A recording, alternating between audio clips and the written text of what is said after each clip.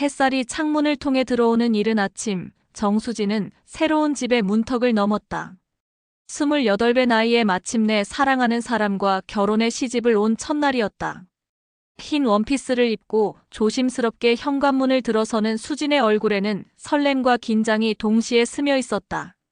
어서 오세요, 어머님. 수진이 고개를 숙여 인사를 하자마자 예상치 못한 일이 벌어졌다. 짝! 오말순의 손바닥이 수진의 뺨을 강하게 내리쳤다. 수진은 얼떨떨한 표정으로 뺨을 만지며 시어머니를 바라봤다. 말수는 차가운 눈빛으로 며느리를 위아래로 훑어보더니 입을 열었다. 인사가 그게 뭐야? 우리 집 며느리는 며느리답게 살아야 한다는 걸 확실히 해둘 필요가 있겠어. 말순의 목소리는 냉기가 감돌았다. 수진은 당황스러워하며 다시 한 번 더 깊게 고개를 숙였다. 죄송합니다, 어머님. 앞으로 잘 부탁드립니다. 잘 부탁한다고? 허참, 이 애가 아직도 모르는군. 말수는 팔짱을 끼고 며느리를 노려봤다. 여기서는 내가 부탁할 게 아니라 내가 우리 집안을 위해 무엇을 할 수 있는지를 보여줘야 하는 거야. 알겠어? 수지는 고개를 끄덕였지만 가슴 한편으로는 불안감이 밀려왔다. 결혼 전 대식이와 함께 인사를 드릴 때만 해도 시어머니는 그나마 온화한 모습을 보였는데 지금의 모습은 완전히 달랐다. 자, 그럼 이제부터 우리 집 규칙을 알려줄게. 첫째, 새벽 5시에 일어나서 집안 청소부터 시작해. 마루, 화장실, 부엌 구석구석까지 깨끗이 닦아야 해.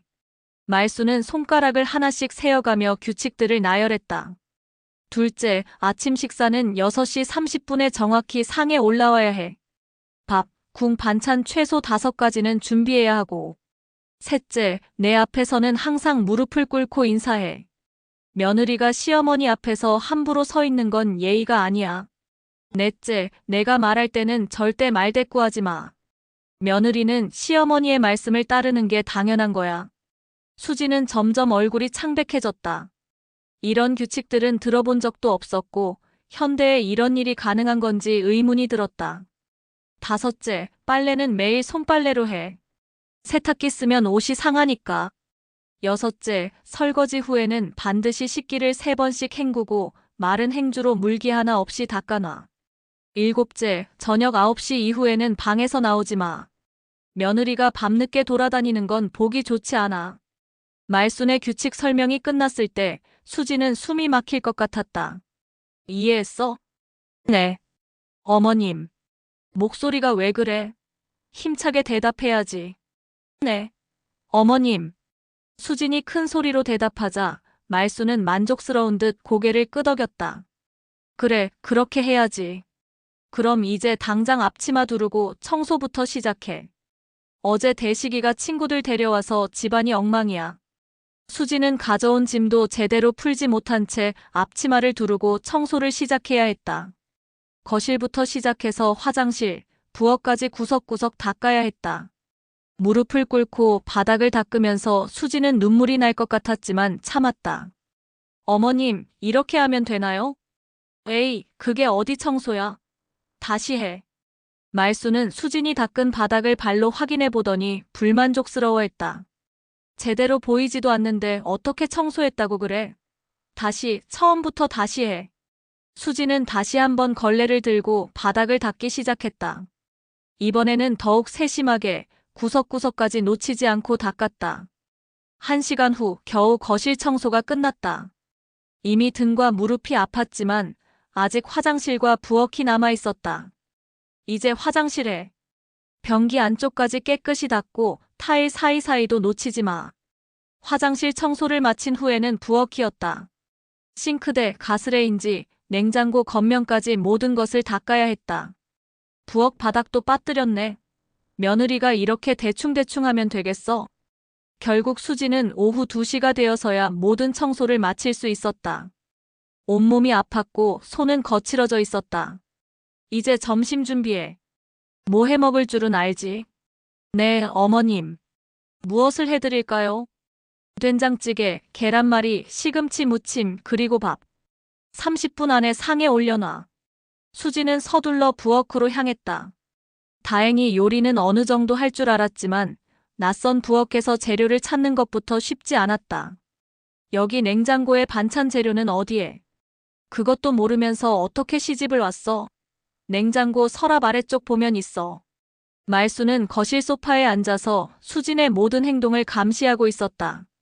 30분 안에 점심을 준비하는 것은 쉽지 않았다. 수진은 서둘러 밥을 짓고 된장찌개를 끓이고 계란말이를 부쳤다. 시금치는 삶아서 무치는 시간까지 고려하면 시간이 빠듯했다. 시간 됐어. 다 했어? 네, 어머님. 지금 상에 올리겠습니다. 수진이 정성스럽게 상을 차리자 말수는 젓가락을 들고 음식을 맛보기 시작했다. 된장찌개 짜다. 계란말이는 탔고, 시금치 무침은 싱겁고, 말수는 한 입씩 맛보더니 하나하나 지적했다. 이게 뭐야? 이런 걸 음식이라고 차려놨어? 우리 대식이가 이런 거 먹고 살라고? 수지는 얼굴이 빨갛게 달아올랐다.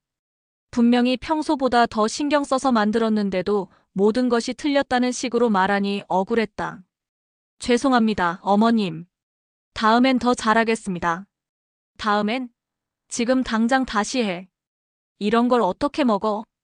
수지는 다시 부엌으로 가서 음식을 만들어야 했다. 이번에는 간을 더 세심하게 맞춰가며 요리했다. 저녁 시간이 되어서야 대식이 집에 돌아왔다. 수지는 남편을 보자 안도의 한숨을 내쉬었다. 수진아, 괜찮아? 왜 이렇게 지쳐 보여? 아니야, 괜찮아. 그냥 첫날이라서 조금 피곤해서. 수지는 남편 앞에서 하루 있었던 일을 말하기가 망설여졌다. 그날 밤 침실에서 대식이와 단둘이 있을 때 수지는 조심스럽게 물어봤다. 여보, 어머님이 평소에 며느리에게 좀 엄격하신 편이야? 엄마? 응, 좀 그런 편이지. 왜? 아니, 그냥. 오늘 처음이라서 많이 배워야 할 게 많다고 생각해서. 대식은 대수롭지 않게 여겼다. 처음엔 다 그래. 엄마도 수진이 적응할 시간이 필요하다고 생각하실 거야. 너무 걱정하지 마. 수진은 남편의 말에 조금 위안을 받았지만 여전히 불안했다. 오늘 하루만으로도 이미 몸과 마음이 지쳐 있었는데 앞으로 매일 이런 식이라면 어떻게 버틸 수 있을지 모르겠었다. 그날 밤 수지는 잠들기 전에 한 가지 다짐을 했다. 힘들더라도 시어머니의 마음을 얻기 위해 최선을 다해보자고. 언젠가는 이해해 주실 거라는 희망을 품으며 잠에 들었다. 하지만 수지는 아직 몰랐다. 이것은 시작에 불과하다는 것을, 그리고 이 집에는 상상도 하지 못한 비밀들이 숨겨져 있다는 것을. 결혼한 지 한 달이 지났지만 수진의 하루는 여전히 새벽 5시에 시작되었다. 알람 시계가 울리기도 전에 몸이 먼저 깨어나는 것이 습관이 되어버렸다. 조용히 침실을 나와 거실로 향하는 수진의 발걸음에는 더 이상 설렘이 없었다. 오늘도 시작이구나. 수진은 한숨을 내쉬며 청소 도구를 챙겼다. 말순이 정해놓은 청소 순서는 정확했다. 거실 마루를 닦고 화장실을 청소하고 부엌을 정리하는 것. 그리고 모든 것이 완벽해야 했다. 어머님께서 일어나시기 전에 다 끝내야 해. 수지는 걸레를 꽉 짜고 무릎을 꿇고 바닥을 닦기 시작했다. 한 달이 지나면서 무릎에는 멍이 들기 시작했고 손은 거칠어져서 핸드크림을 발라도 소용없었다. 아침 청소를 마치고 부엌에서 아침 준비를 하고 있을 때 말순이 잠옷 차림으로 나타났다. 수진아. 네, 어머님. 수지는 즉시 하던 일을 멈추고 말순 앞에 무릎을 꿇었다. 이제는 자연스러운 동작이 되어버렸다. 오늘 아침은 뭐 해놨어? 김치찌개와 계란 후라이, 그리고 나물 무침 3가지 준비했습니다. 김치찌개? 어제도 찌개였는데 또 찌개야? 너는 국 끓일 줄도 모르니? 수지는 당황했다. 어제는 된장국을 끓였는데 싱겁다고 하시더니 오늘은 또 다른 불만이었다. 죄송합니다. 미역국을 다시 끓여드릴까요? 이미 상 차려놓고 무슨 미역국이야? 시간이 얼마나 남았는데. 말순의 목소리는 날이 갈수록 더 날카로워졌다. 그냥 이렇게 먹지. 하지만 내일부터는 제대로 준비해. 알겠어? 네, 어머님. 아침 식사 시간, 대식이 식탁에 앉자 말순은 갑자기 표정을 바꾸며 아들에게 말했다. 대식아, 수진이가 아직 집안일에 익숙하지 않은 것 같아. 내가 좀 가르쳐줘. 엄마, 수진이 잘하고 있는 것 같은데요? 대식은 김치찌개를 맛보며 대답했다. 잘하긴 뭘 잘해. 어제는 밥이 설 익었고 그제는 김치가 너무 시큼했어. 이런 식으로 하면 우리 집안 체면이 서겠어. 수지는 고개를 숙이고 있었지만 말순의 말을 들으며 억울함이 치밀어 올랐다. 분명히 밥은 제대로 익었고 김치도 평소와 다르지 않았는데 매번 뭔가 잘못되었다고 했다. 엄마, 수진이가 열심히 하고 있으니까 시간을 좀 더 주세요. 시간을 더 주라고? 대식아, 너는 아직도 몰라. 며느리 교육은 처음이 중요한 거야. 지금 잘못 배우면 평생 고치기 어려워. 대식은 더 이상 말하지 않고 밥을 먹었다. 수지는 남편이 자신을 좀 더 적극적으로 옹호해주기를 바랐지만 그는 어머니와 갈등을 만들고 싶어 하지 않는 것 같았다. 식사가 끝나고 대식이 출근 준비를 하는 동안 수지는 설거지를 시작했다. 수진아, 이리 와. 말순이 거실에서 수진을 불렀다. 수진은 급히 손을 닦고 달려가서 무릎을 꿇었다. 너 어제 우리 대식이 점심 도시락 제대로 안 싸줬지? 네. 어떤 부분이 잘못되었나요? 대식이가 어제 늦게 들어와서 그러는데 반찬이 짜서 다 못 먹었다고 하더라고. 수지는 기억을 되짚어봤다. 분명히 간을 맞춰서 도시락을 쌌는데 대식이는 아무 말도 하지 않았었다. 앞으로는 도시락 쌀 때 한 번 더 맛을 보고 싸. 우리 대식이가 밖에서 창피당하면 어떻게 하려고 그래? 네, 어머님. 죄송합니다. 그리고 또 하나, 내가 너무 천천히 움직여. 며느리가 이렇게 굼뜨면 되겠어? 좀 더 재빠르게 움직여. 말순의 지적은 끝이 없었다. 수진이 무엇을 해도 뭔가 잘못되었다고 했다. 청소를 해도 요리를 해도 심지어 걷는 것도 마음에 들지 않았다. 그리고 내 목소리 좀 높여. 대답할 때 너무 작게 해서 뭔 말인지 모르겠어. 네. 어머님. 그래, 그렇게 해야지. 대식이 출근하고 난 후 수진과 말순만 집에 남았다. 이 시간이 수진에게는 가장 힘든 시간이었다. 수진아, 빨래 널었어? 네, 어머님. 방금 다 널었습니다. 가서 확인해 볼게. 말순은 베란다로 나가서 빨래가 널린 상태를 꼼꼼히 확인했다. 이게 뭐야? 바지가 구겨져서 널렸네. 다시 걷어서 다시 널어. 어떤 부분이 잘못되었나요? 봐, 여기 주름이 그대로 있잖아. 빨래를 널 때는 털어서 주름을 다 펴고 널어야지. 수지는 빨래를 다시 걷어서 하나하나 털어가며 다시 널었다. 그리고 옷걸이 간격도 일정하게 맞춰. 대충대충 널어놓으면 보기 흉해.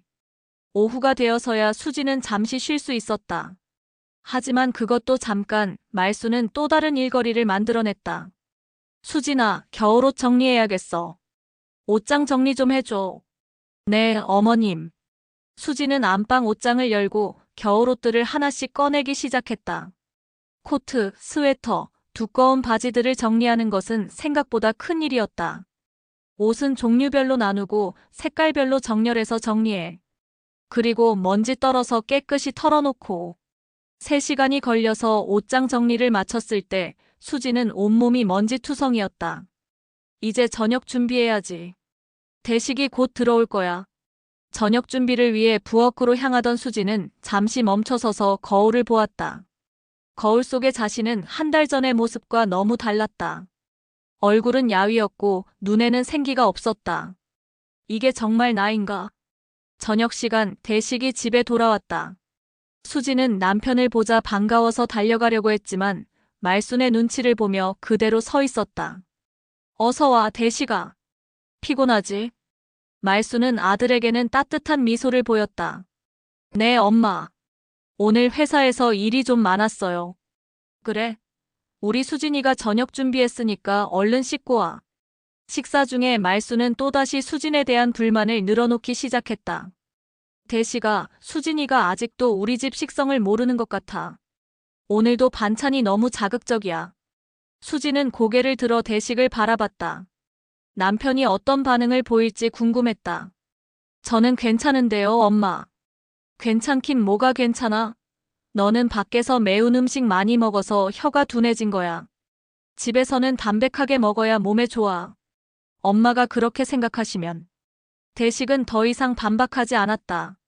수지는 실망감이 밀려왔다. 식사 후 대식이 TV를 보고 있을 때 수지는 옆에 앉아서 조심스럽게 말했다. 여보, 나 요즘 너무 힘들어. 왜? 무슨 일이야? 어머님이 너무 엄격하셔서 적응하기가 쉽지 않아. 대식은 잠시 생각하더니 말했다. 수진아, 우리 엄마 원래 저래.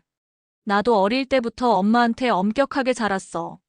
엄마가 그러시는 것도 다 우리를 위해서야. 하지만 여보, 시간이 지나면 엄마도 수진이한테 익숙해지실 거야. 조금만 더 참아줘. 수진은 남편의 말에 더 큰 실망을 느꼈다.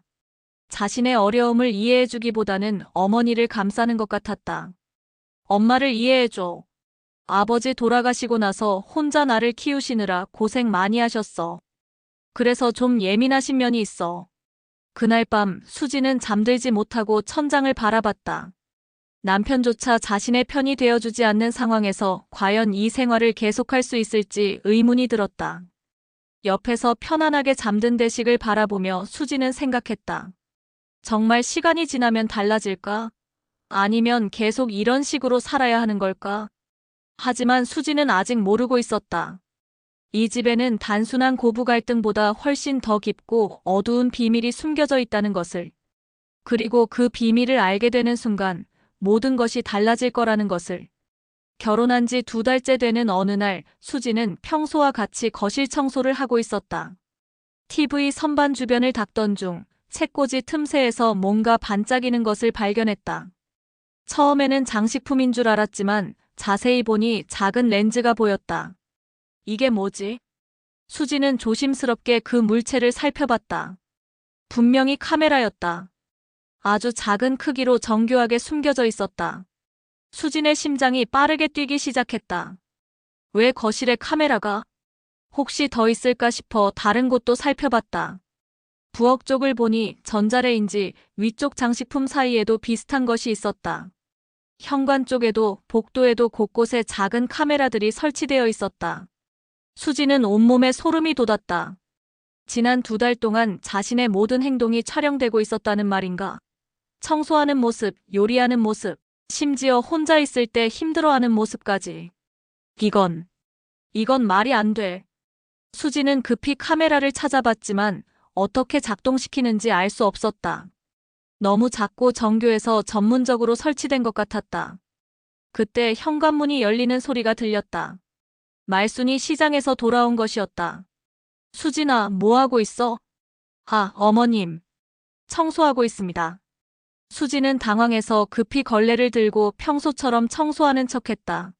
하지만 마음은 온통 카메라 생각뿐이었다. 청소를 뭐 그렇게 해?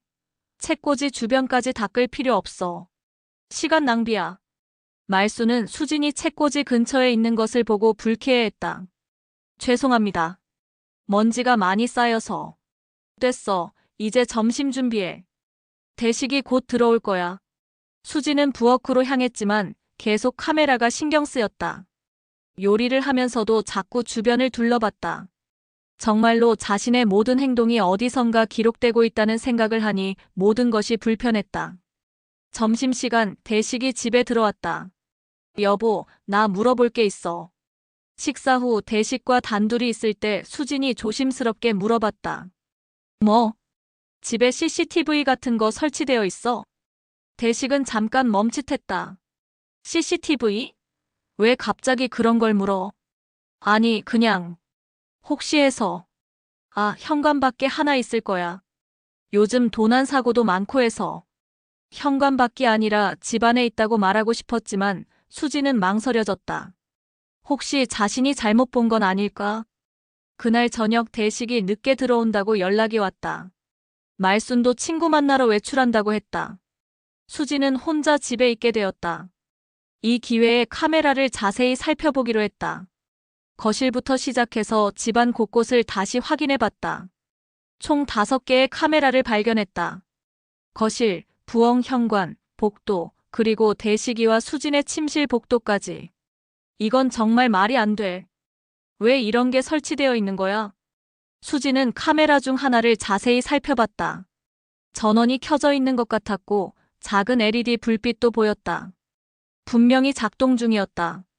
그때 현관문이 열리는 소리가 들렸다. 말순이 돌아온 것이었다. 수진은 급히 제자리로 돌아가서 TV를 보는 척했다. 수진이 혼자 있었어? 네, 어머님. 대식이는 늦게 들어온다고 연락 왔어요. 말순은 수진을 바라보더니 뭔가 의심스러운 표정을 지었다. 너 뭐 했어? 얼굴이 이상해. 아무것도 안 했어요. 그냥 TV 보고 있었어요. 그래? 그럼 됐고, 이제 내일 아침에 먹을 반찬 준비해놔. 수지는 부엌으로 향하면서 생각했다. 어떻게 이 문제를 해결해야 할까? 누구에게 말해야 할까? 다음 날 아침 수지는 용기를 내어 말순에게 직접 물어보기로 했다. 청소를 마치고 아침 식사 준비를 하면서 조심스럽게 말을 꺼냈다. 어머님, 궁금한 게 있는데요. 뭐? 집에 카메라 같은 게 설치되어 있나요? 말순의 표정이 급변했다. 지금까지 보지 못했던 차가운 표정이었다. 카메라? 너 뭘 봤어? 그냥 청소하다가 뭔가 카메라 같은 게 보여서요. 말순은 잠시 수진을 노려보더니 입을 열었다. 그래, 있어. 카메라. 수진은 깜짝 놀랐다. 설마 이렇게 쉽게 인정할 줄은 몰랐다. 왜 설치하신 거예요? 내가 무슨 짓을 하나 보려고 설치했지. 말순의 말에 수진은 머리가 하얘졌다. 무슨 말씀이세요? 며느리가 혼자 있을 때 뭘 하는지, 우리 집 물건을 함부로 만지지는 않는지, 그런 걸 확인하려고 설치한 거야. 수진은 믿을 수 없었다. 이런 일이 가능한 건가?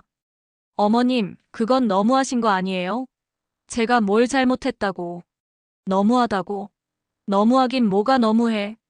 말순의 목소리가 날카로워졌다. 이 집은 우리 집이야. 내가 내 집에 뭘 설치하든 그건 내 마음이지. 내가 뭐라고 할 일이 아니야. 하지만 저도 이 집에 사는 사람인데. 사는 사람? 너는 여기 얹혀 사는 거야. 착각하지 마. 수진의 얼굴이 빨갛게 달아올랐다. 참고 참았던 분노가 끓어오르기 시작했다. 얹혀 산다고요? 저도 이 집의 며느리인데 왜 그렇게 말씀하세요? 며느리? 며느리는 시어머니 말 잘 듣고 집안일 잘하는 사람을 말하는 거야. 너는 뭐야? 매일 뭔가 불만투성이고 내 말에 토달고. 전 그런 적 없어요. 수진이 처음으로 큰 소리로 말했다. 말순은 깜짝 놀라며 수진을 바라봤다. 지금 나한테 소리쳤어? 죄송합니다. 하지만 카메라는 좀 심한 것 같아요. 심하다고? 그럼 내가 떳떳하지 못한 게 있으니까 카메라가 싫은 거잖아. 그런 게 아니라. 됐어. 앞으로 내가 내 행동을 더 자세히 지켜볼 거야. 뭔가 이상한 행동을 하면 바로 대식이한테 말할 거고. 수지는 더 이상 말할 수 없었다. 말순은 자리를 뜨며 마지막으로 한마디 덧붙였다. 그리고 카메라 일은 대식이한테 말하지 마. 괜히 아들 마음만 복잡하게 만들지 말고. 그날 오후 수지는 혼자 앉아서 생각에 잠겼다. 이런 상황이 정상인가? 시어머니가 며느리를 감시하기 위해 카메라를 설치하는 것이 과연 괜찮은 일인가? 하지만 더 큰 문제는 이 사실을 누구에게 말해야 할지 몰랐다는 것이었다. 남편에게 말하면 또 엄마 원래 저래라고 할 것 같았고 다른 사람들에게 말하기에는 너무 창피했다. 수지는 처음으로 이 결혼이 잘못된 선택이었을지도 모른다는 생각을 하기 시작했다. 하지만 아직 포기하기에는 너무 이른 것 같았다. 그날 밤 침실에서 수지는 대식에게 조심스럽게 물어봤다. 여보, 만약에 누군가가 우리를 계속 감시한다면 어떨 것 같아? 감시? 왜 갑자기 그런 말을 해? 그냥 가정이야. 글쎄, 기분 나쁘겠지. 왜? 수지는 카메라 이야기를 하고 싶었지만 말순의 경고가 생각나서 참았다. 아니야, 그냥 드라마를 봐서. 그날 밤 수지는 천장을 바라보며 생각했다. 언젠가는 이 모든 것이 해결될 날이 올까? 아니면 평생 이렇게 감시당하며 살아야 하는 걸까? 수지는 아직 몰랐다. 이 카메라들이 단순한 감시용이 아니라는 것을. 그리고 이 집에는 훨씬 더 큰 비밀이 숨겨져 있다는 것을. 결혼한 지 석 달이 지난 어느 날 말순이 수진에게 창고 정리를 시켰다. 수진아, 창고에 쓸데없는 물건들이 너무 많아. 오늘 시간 날 때 정리 좀 해줘. 네, 어머님. 수진은 창고 문을 열고 들어갔다. 오랫동안 사용하지 않은 듯한 박스들과 오래된 가구들이 가득했다. 먼지가 많이 쌓여 있어서 마스크를 쓰고 정리를 시작했다. 1시간 정도 정리를 하던 중 구석에 있던 낡은 박스가 눈에 띄었다. 다른 박스들보다 오래된 것 같았고 추억이라고 적힌 라벨이 붙어 있었다. 이건 뭐지? 호기심에 박스를 열어봤다. 안에는 오래된 사진들과 편지, 그리고 몇 가지 소품들이 들어있었다. 사진들을 하나씩 꺼내보니 대부분 대식이의 어린 시절 사진들이었다. 대식이 어릴 때 정말 귀여웠네. 수지는 미소를 지으며 사진들을 보고 있었다. 그런데 그 중에서 이상한 사진 하나를 발견했다. 현재의 대식이와 함께 찍은 사진이었다. 대식이 옆에는 젊고 예쁜 여자가 웃고 있었다. 둘이 정말 행복해 보였다. 결혼식 사진인 것 같았다. 이게 뭐지? 수지는 사진을 자세히 봤다. 분명히 대식이가 맞는데 옆에 있는 여자는 자신이 아니었다. 그리고 사진 뒤에는 대식민정 결혼식 2019.5, 10이라고 적혀 있었다. 민정? 누구지? 수진의 머릿속이 복잡해졌다. 대식이가 이전에 결혼했다는 말은 들어본 적이 없었다. 다른 사진들도 더 찾아봤다. 신혼여행 사진, 집들이 사진, 크리스마스 사진 등 민정이라는 여자와 대식이가 함께 찍은 사진들이 많이 있었다. 그리고 놀랍게도 배경이 지금 수진이 살고 있는 이 집이었다. 이 여자가 이 집에서 살았다는 건가? 더 큰 충격은 그 다음이었다. 사진들 사이에서 부고장을 발견한 것이다. 고 윤민정 1992-2022 향년 30세. 죽었다고? 수지는 손이 떨렸다. 이 민정이라는 여자는 대식이의 전 부인이었고 몇 년 전에 사망했다는 것이었다. 그런데 왜 아무도 이 사실을 말해주지 않은 걸까? 부고장을 자세히 보니 사망 원인은 적혀 있지 않았다. 그저 갑작스럽게 하늘나라로 떠났다고만 되어 있었다. 수지는 더 많은 자료를 찾아봤다. 박스 깊숙이에 있던 일기장을 발견했다. 표지에 민정의 일기라고 적혀 있었다. 이걸 봐도 될까? 잠시 망설였지만 너무 궁금해서 일기장을 열어봤다. 첫 페이지부터 충격적인 내용이었다. 2021년 3월 15일. 시어머니가 또 나를 때렸다. 이번에는 숟가락으로 머리를 맞았다. 대식이는 모른 척한다. 이 집에서 나가고 싶다. 2021년 4월 2일. 오늘은 새벽 3시까지 청소를 했다. 시어머니가 만족할 때까지 계속 다시 하라고 했다. 무릎이 너무 아프다.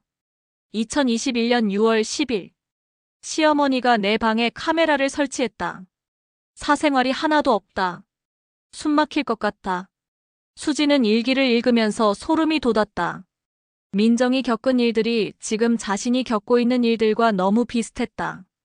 2021년 8월 20일. 시어머니가 내 음식에 뭔가를 넣는 것 같다. 요즘 자주 어지럽고 속이 메스껍다.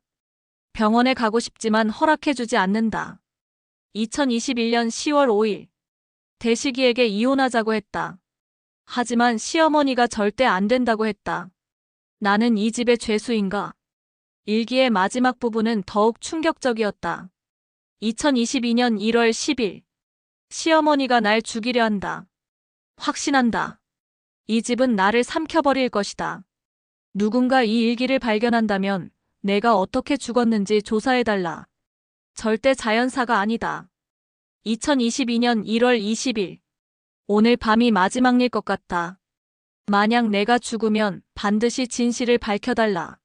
나는 죽고 싶지 않다. 그 이후로는 일기가 끊어져 있었다. 수지는 온몸이 떨렸다. 민정이 죽기 직전까지 남긴 일기였다. 그리고 그녀가 겪은 일들이 지금 수진이 겪고 있는 일들과 정확히 일치했다. 이게 정말일까?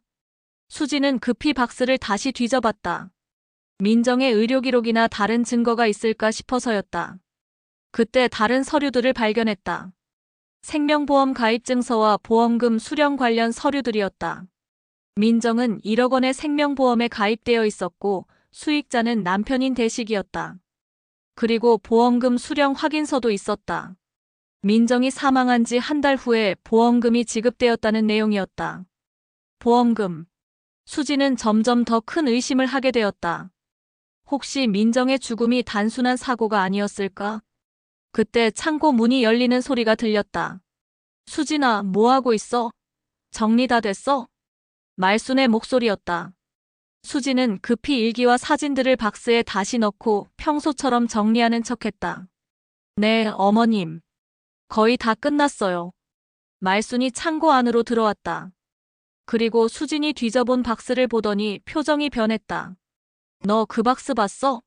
아니요, 그냥 정리만 했어요. 거짓말하지 마. 박스가 움직였잖아. 말순의 눈빛이 차가워졌다. 뭘 봤어? 뭘 봤는지 말해. 수지는 당황했다. 민정의 일기를 봤다고 말해야 할까? 정말 아무것도 안 봤어요. 그냥 박스를 옮기기만 했어요. 말순은 수진을 의심스럽게 바라보더니 박스를 직접 확인해 봤다. 그래도 앞으로는 함부로 남의 물건 건드리지 마. 알겠어? 네, 어머님. 말순이 창고를 나간 후 수지는 안도의 한숨을 내쉬었다. 하지만 마음은 더욱 복잡해졌다. 그날 밤 수지는 잠들지 못하고 민정의 일기 내용을 계속 생각했다. 혹시 자신도 민정과 같은 운명을 맞게 되는 건 아닐까? 대식이 옆에서 자고 있는 모습을 보며 수지는 생각했다. 당신은 정말 아무것도 모르는 건가? 아니면 알고도 모른 척하는 건가? 수지는 결심했다. 민정에게 무슨 일이 일어났는지 반드시 알아내겠다고. 그리고 자신은 절대 민정과 같은 운명을 당하지 않겠다고. 하지만 수지는 아직 모르고 있었다. 이 집의 비밀은 생각보다 훨씬 더 깊고 위험하다는 것을. 그리고 진실을 알아가는 과정에서 자신의 생명이 위험해질 수도 있다는 것을. 민정의 일기를 발견한 후 수지는 밤잠을 이루지 못했다. 일기에 적힌 내용들이 자신이 겪고 있는 상황과 너무나 비슷해서 소름이 돋았다. 더 많은 진실을 알아야겠다고 생각했다. 다음 날 말순이 외출한 사이에 수지는 다시 창고로 향했다. 이번에는 더 조심스럽게 민정의 박스를 살펴봤다. 일기장을 다시 꺼내서 빠뜨린 부분이 있는지 꼼꼼히 읽어봤다. 특히 마지막 몇 개월간의 기록이 중요해 보였다. 2021년 11월 15일. 시어머니가 내 음식에 뭔가를 타고 있다는 것을 확신한다. 어제 몰래 음식을 먹지 않고 버렸더니 오늘은 컨디션이 좋다. 하지만 굶을 수는 없으니 어떻게 해야 할지 모르겠다. 2021년 12월 3일. 내 방 서랍을 뒤진 흔적이 있다. 시어머니가 내가 뭔가 증거를 모으고 있다고 의심하는 것 같다. 이 일기도 언제 발각될지 모르겠다. 2021년 12월 20일. 대식이에게 마지막으로 도움을 요청했다. 하지만 엄마가 설마 그럴 리 있겠냐며 믿지 않는다. 남편조차 내 편이 되어주지 않는 상황에서 누구에게 도움을 요청해야 할까? 2022년 1월 5일. 드디어 증거를 찾았다. 시어머니가 내 음식에 넣는 약물을 발견했다. 수면제와 신경안정제였다. 사진으로 찍어뒀다. 이제 이것을 가지고 경찰에 신고할 수 있다. 수지는 긴장했다. 민정이 증거를 찾았다고 했는데 그 증거가 어디 있을까? 일기를 끝까지 읽어보니 마지막 부분에 중요한 내용이 있었다. 2022년 1월 18일. 모든 증거를 USB에 저장했다. 사진, 녹음 파일, 그리고 이 일기의 복사본까지. USB는 침실 화장대 거울 뒤에 숨겨뒀다. 만약 내가 죽으면 누군가 이것을 발견해서 진실을 밝혀주기를 바란다. USB? 아직도 있을까? 수지는 급히 창고를 나와서 현재 자신과 대식이가 사용하고 있는 침실로 향했다. 화장대 거울을 자세히 살펴봤다. 거울 뒤쪽을 만져보니 뭔가 테이프로 붙여진 것이 있었다. 조심스럽게 떼어내니 작은 USB가 나왔다. 정말 있었네. 수지는 손에 떨리는 USB를 들고 컴퓨터를 켰다. USB를 삽입하자 여러 개의 폴더가 나타났다. 사진 증거, 녹음 파일, 일기 복사본, 의료기록, 보험 서류 등의 폴더들이었다. 먼저 사진 증거 폴더를 열어봤다. 민정이 몰래 찍은 사진들이 있었다. 말순이 민정의 음식에 약을 넣는 모습, 약병들의 사진, 그리고 민정의 몸에 있는 상처들의 사진까지. 이건 정말 심각하다. 다음으로 녹음 파일을 들어봤다. 말순이 민정에게 폭언을 하는 녹음, 민정이 도움을 요청했지만 대식이가 거부하는 대화 등이 녹음되어 있었다. 가장 충격적인 것은 마지막 녹음 파일이었다. 너 같은 년은 이 집에서 나가든지 죽든지 해야 해. 내가 참을 만큼 참았어. 어머님, 제발 그만해주세요. 저도 사람이에요. 사람? 너 같은 건 사람도 아니야. 우리 집의 기생충이지. 저 정말 못 견디겠어요. 경찰에 신고할 거예요. 신고? 해봐. 누가 믿겠어? 너는 이미 정신병자로 소문나 있어. 내가 그렇게 만들었으니까. 민정의 흐느끼는 소리와 말순의 차가운 웃음소리가 녹음되어 있었다. 수지는 공포에 떨었다. 이것은 단순한 고부 갈등이 아니었다. 체계적인 괴롭힘과 학대였다. 의료기록 폴더에는 민정이 병원에서 받은 진료 기록들이 있었다. 우울증, 불안장애, 그리고 원인 불명의 어지럼증과 구토 증상에 대한 기록들이었다. 의사의 소견서에는 환자가 지속적인 스트레스와 약물 부작용으로 보이는 증상을 호소함. 정밀검사 필요라고 적혀 있었다. 보험 서류 폴더에는 민정의 생명보험 가입 과정이 자세히 기록되어 있었다. 놀랍게도 보험 가입을 강요한 것은 말순이었다. 보험 상담사와의 통화 녹음도 있었다. 보험금을 1억으로 올리고 싶은데요. 네, 하지만 보험료가 많이 올라갑니다. 괜찮으신가요? 괜찮아요. 우리 며느리 건강이 좋지 않아서요. 수지는 모든 증거를 보고 나서 소름이 돋았다. 이것은 명백한 살인 계획이었다. 그때 현관문이 열리는 소리가 들렸다. 말순이 돌아온 것이었다. 수지는 급히 USB를 빼고 파일들을 삭제했다. 그리고 USB를 다시 화장대 거울 뒤에 숨겼다. 수진아, 뭐하고 있어? 침실 청소하고 있었어요, 어머님. 말순은 의심스럽게 수진을 바라봤다. 컴퓨터는 왜 켜져 있어? 아, 날씨 확인하려고 잠깐 켰어요. 앞으로 허락 없이 컴퓨터 만지지 마. 알겠어? 네, 어머님. 그날 밤 수지는 민정이 발견한 모든 증거들을 생각하며 잠들지 못했다. 민정은 모든 증거를 수집했지만 결국 죽었다. 그렇다면 자신은 어떻게 해야 할까? 다음 날 수지는 인터넷에서 민정의 사망 기사를 찾아봤다. 신혼 1년차 주부 갑작스런 사망. 가족들 충격. 기사에는 민정이 심장마비로 갑작스럽게 사망했다고 되어 있었다. 하지만 부검은 하지 않았다고 했다. 부검을 하지 않았다고? 수지는 더 많은 정보를 찾기 위해 검색을 계속했다. 그러던 중 민정의 친구가 쓴 블로그 글을 발견했다. 민정이를 그리워하며. 블로그에는 민정의 친구가 쓴 글이 있었다. 민정이가 죽기 전 마지막으로 만났을 때 정말 많이 야위어 있었어요. 시집살이가 힘들다고 하더라고요. 특히 시어머니가 너무 무섭다고. 근데 갑자기 죽었다는 소식을 듣고 믿을 수가 없었어요. 민정이는 건강했거든요. 댓글에는 다른 친구들의 비슷한 증언들이 있었다. 민정이 마지막에 정말 이상했어요. 항상 무서워하고 누군가 자기를 해치려 한다고 했어요. 시어머니가 음식에 독을 탄다고 했는데 우리는 스트레스 때문에 헛소리하는 줄 알았어요. 수지는 민정의 친구들도 뭔가 이상함을 느꼈다는 것을 알 수 있었다. 며칠 후 수지는 용기를 내어 민정의 친구 중 한 명에게 연락해봤다. 블로그에 연락처가 있었기 때문이다. 안녕하세요. 윤민정 씨의 친구분이시죠? 네, 그런데 누구세요? 저는 민정 씨 남편의 현재 부인이에요. 전화 너머로 놀라는 소리가 들렸다. 정말요? 대식 씨가 재혼했다는 얘기는 들었는데 민정 씨에 대해서 좀 여쭤보고 싶은 게 있어요. 혹시 만날 수 있을까요? 왜요? 무슨 일이에요? 수지는 잠시 망설이다가 말했다. 민정 씨가 죽기 전에 겪었던 일들이 지금 제가 겪고 있는 일들과 비슷해서요. 전화 너머가 조용해졌다. 알겠어요. 내일 만나요. 수지는 드디어 진실에 한 걸음 더 다가갈 수 있게 되었다. 하지만 동시에 두려움도 커졌다. 혹시 자신도 민정과 같은 운명을 맞게 되는 건 아닐까? 그날 밤 수지는 민정이 숨겨둔 USB를 다시 확인했다. 이것이 자신을 구할 수 있는 유일한 희망일지도 모른다는 생각이 들었다. 민정의 친구 지영을 만난 날 수지는 더 많은 충격적인 사실들을 알게 되었다. 민정이가 죽기 한 달 전쯤에 저에게 이상한 말을 했어요. 지영이 카페에서 조용히 말했다. 자기가 죽으면 절대 자연사가 아니라고 꼭 조사해달라고 했어요. 정말요? 네.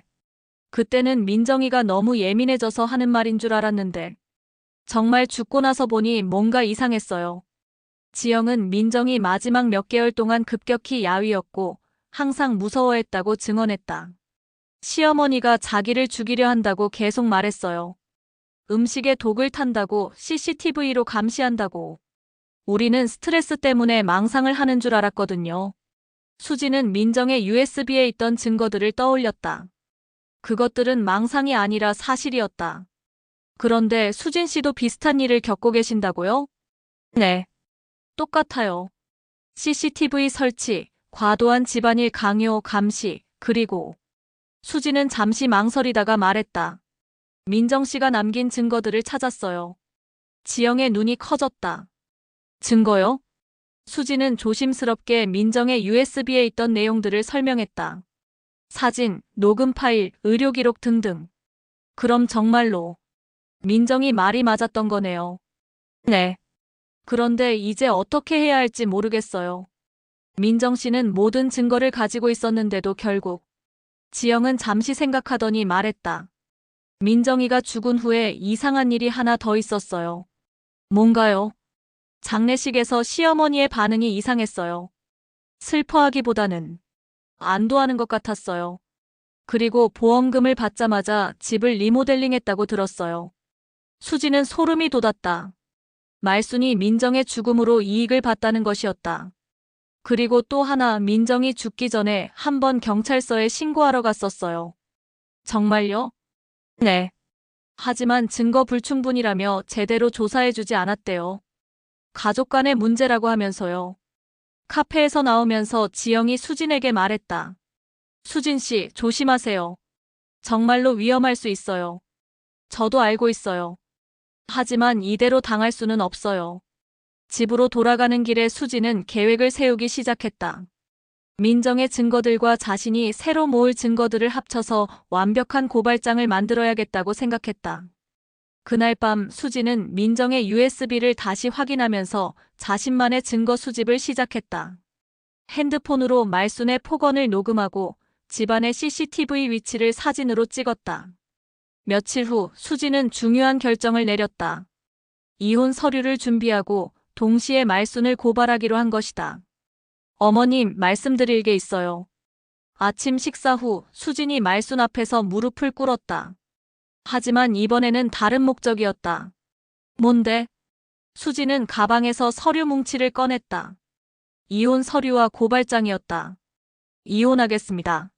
말순이 깜짝 놀라며 서류를 보았다. 이게 뭐야? 이혼? 네.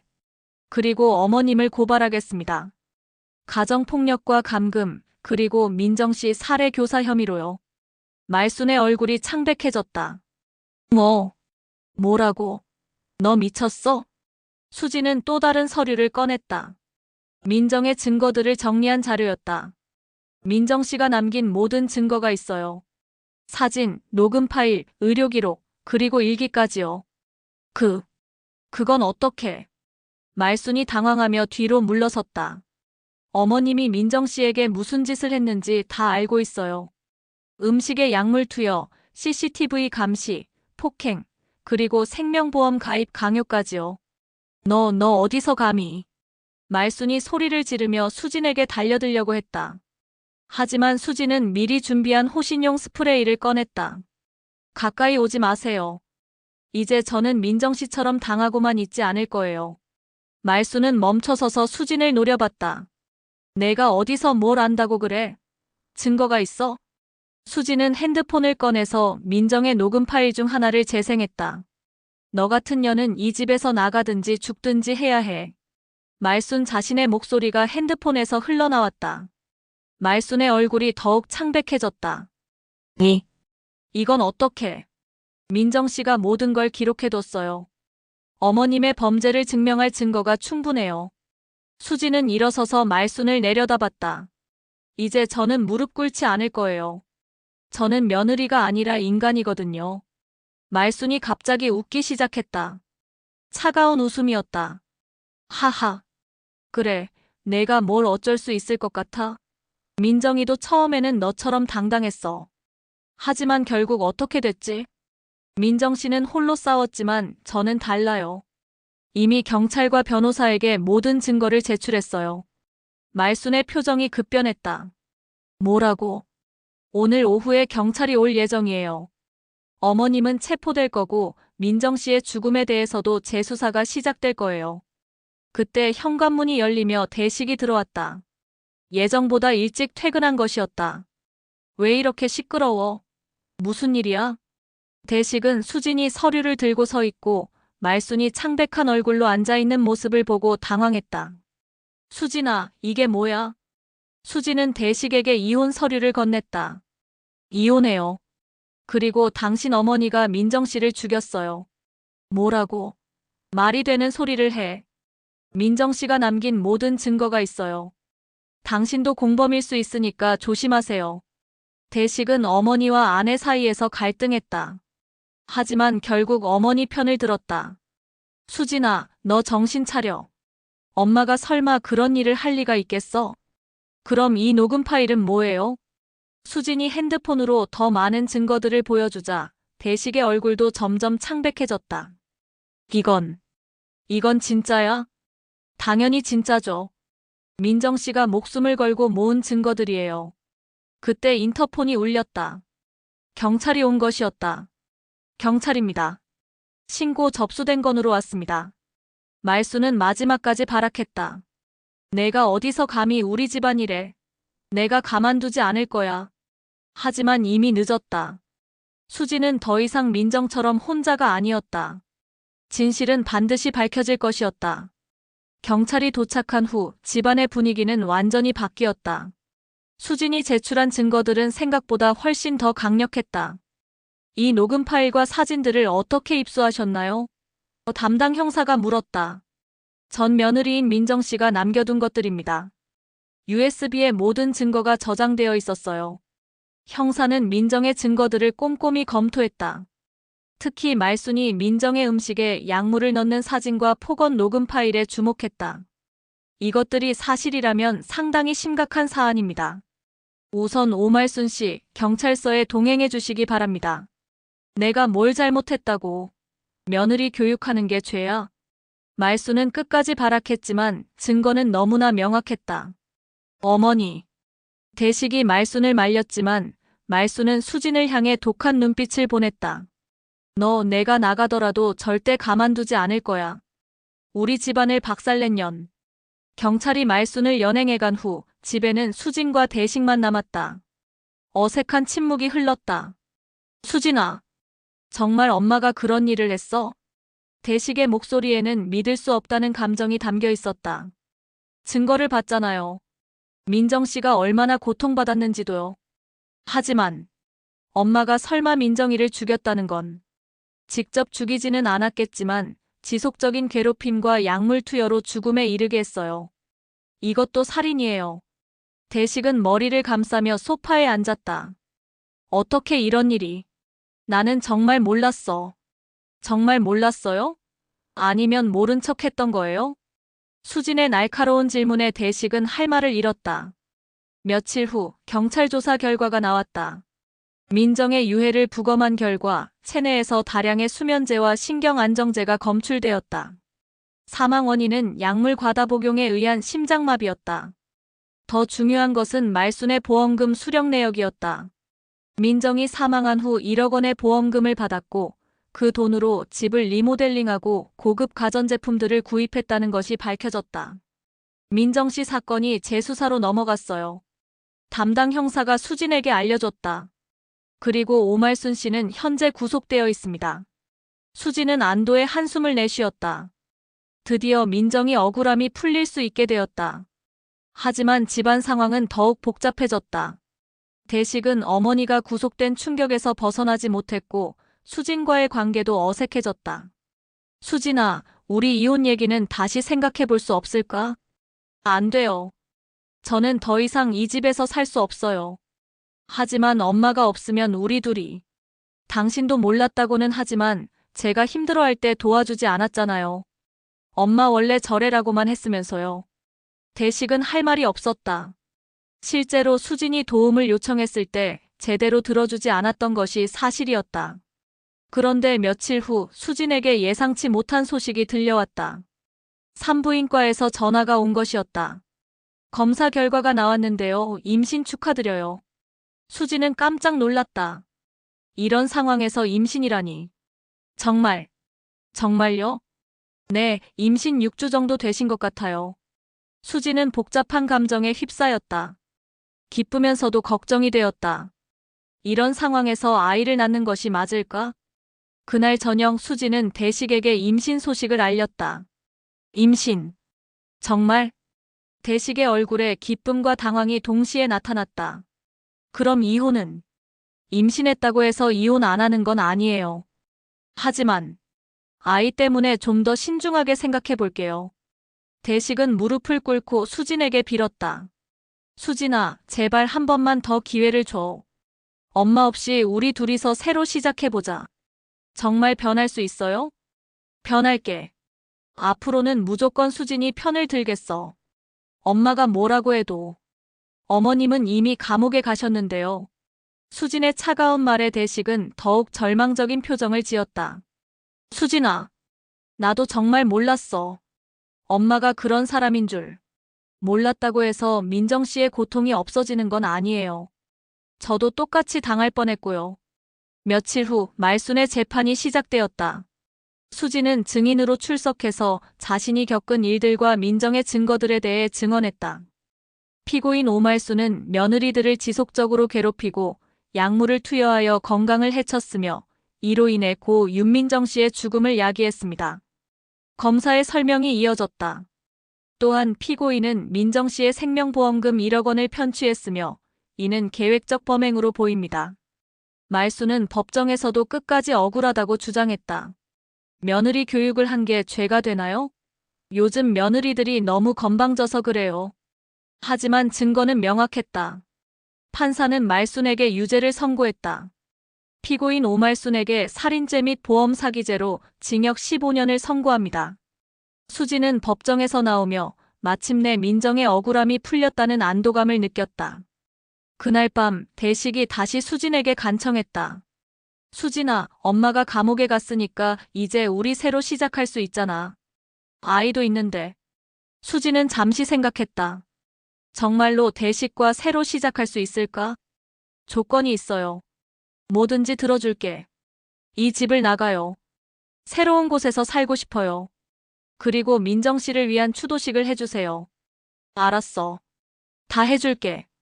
수지는 아직 확신이 서지 않았지만 아이를 위해서라도 한 번 더 기회를 주기로 했다.